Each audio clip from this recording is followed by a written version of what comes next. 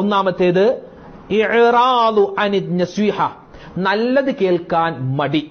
ഇതുപോലുള്ള ക്ലാസുകൾ ഇതൊന്നും വേറെ പണിയില്ല, വൈസന്മാർക്ക് പറഞ്ഞിട്ടുള്ളതാ എന്നൊക്കെ പറഞ്ഞ് ഇതുപോലുള്ള ക്ലാസുകൾ, ഉസ്താദുമാരുടെ നസീഹത്തുകൾ, അല്ലെങ്കിൽ പള്ളിയിൽ നിസ്കരിക്കാൻ പോവുക, അല്ലെങ്കിൽ എന്താണ് ഇബാദത്ത്, ഇതിനൊന്നും മടി എന്നും ചെയ്യൂല. നസീഹത്തുകൾ നന്നാവാൻ ഖുർആൻ ഓതുക അല്ലെങ്കിൽ ഖുർആൻ കേൾക്കുക ഇതൊന്നും ഇഷ്ടമല്ല. അതെന്താണ്? അള്ളാഹു അവനെ വെറുത്തു എന്നതിന്റെ അടയാളമാണെന്ന് മനസ്സിലാക്കുക. രണ്ടാമത്തേത് ഇബാദത്തുകൾക്ക് വേണ്ടി നിസ്കരിക്കൂല, നോമ്പ് പിടിക്കില്ല, ഒരു നന്മയും ചെയ്യൂല, അയാൾക്ക് വെറുപ്പ് കൊടുത്തിട്ടുണ്ട്, അതായത് അള്ളാഹ്ക്ക് അയാളെ ഇഷ്ടമല്ല എന്നതിന്റെ അടയാളമാണ്.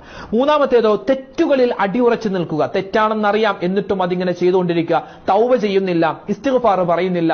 അതെന്താണ്? അതും ഒരു അടയാളമാണ്, അള്ളാഹു അവനെ വെറുക്കുന്നുണ്ട് എന്നതിന്റെ അടയാളമാണ്. അള്ളാഹു കാത്തുരക്ഷിക്കുമാറാവട്ടെ. അപ്പോൾ നമുക്ക് ദുആ ചെയ്യുന്ന സമയത്ത് കരച്ചിൽ വരുന്നുണ്ടോ എങ്കിൽ നമ്മൾ ആരാണ്? അള്ളാഹു നമ്മളെ ഇഷ്ടപ്പെടുന്നുണ്ട് എന്നതിന്റെ അടയാളമാണ്. അള്ളാഹു തആല നമുക്ക് നല്ല രൂപത്തിൽ ഇഖ്ലാസോടുകൂടി ദുആ ചെയ്യാനുള്ള